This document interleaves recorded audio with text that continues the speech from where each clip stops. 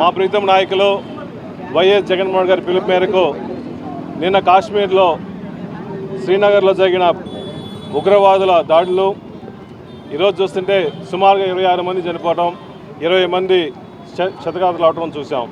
నిజంగా ఈ చాలా హేయమైన ఘటన. వైఎస్ఆర్ కాంగ్రెస్ పార్టీ తరఫున పూర్తిగా ఖండిస్తున్నాము. భారతదేశంలో కాశ్మీర్ చాలా సుందరమైన ప్రదేశం. ప్రపంచ దేశాల నుంచి కూడా భారతదేశం నుంచి కూడా ఎంతోమంది టూరిస్టులు వచ్చి ఈ ప్రాంతం ఈ సమ్మర్ టైంలో బాగా ఆహ్లాదంగా ఉంటుందని చెప్పి వస్తుంటారు. కావాలని చెప్పేసి ఈ పెహల్గాం అనే ప్రాంతంలో కూడా ఈ టూరిస్ట్ క్యాంపులో ఉగ్రవాదులు కావాలని వచ్చి నలుగురు ఇండియన్ డ్రెస్లో వచ్చేసి కావాలని టూరిస్టుల మీద దాడి చేయడం నిజంగా చాలా బాధాకరంగా ఉంది.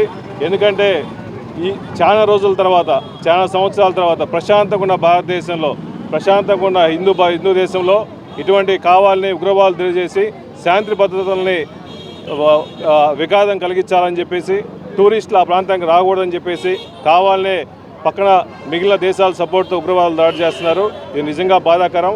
వాళ్ళ కుటుంబానికి మేము ప్రగాఢ సానుభూతిగా తెలియజేస్తూ అందరికీ వాళ్ళ ఆత్మశాంతి కలగాలని చెప్పి మనస్ఫూర్తిగా కోరుకుంటూ ఇది వైఎస్ఆర్ కాంగ్రెస్ తరఫున పూర్తిగా భారతదేశానికి సపోర్ట్ చేస్తామని చెప్పేసి సెంట్రల్ గవర్నమెంట్కి మా వంతు మేము కృషి సపోర్ట్ చేస్తామని చెప్పి మనస్ఫూర్తిగా తెలియజేస్తున్నాం. మా నాయకుడు జగన్మోహన్ రెడ్డి గారి పిలుపు మేరకు ఈరోజు కాశ్మీర్లో జరిగిన ఉగ్రదాడులకి వ్యతిరేకంగా చనిపోయిన మృతులకి నివాళులర్పిస్తూ క్యాండిల్ ర్యాలీ చేయటమైంది.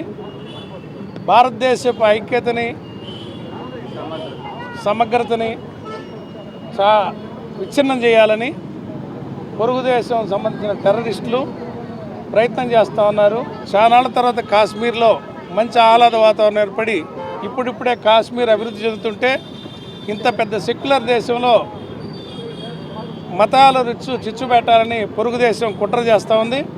దీనికి భారత్ మొత్తం ఐక్యంగా ఉంటుందని ఈరోజు ప్రపంచానికి ఇండియా మొత్తంకి తెలియజేయాలని మా తరఫున, జగనన్న తరఫున మేమందరం భారత ఐక్యతను కోరుతూ వాళ్ళకి నివాళులు అర్పిస్తూ ఈ ర్యాలీ చేయడం జరుగుతూ ఉంది.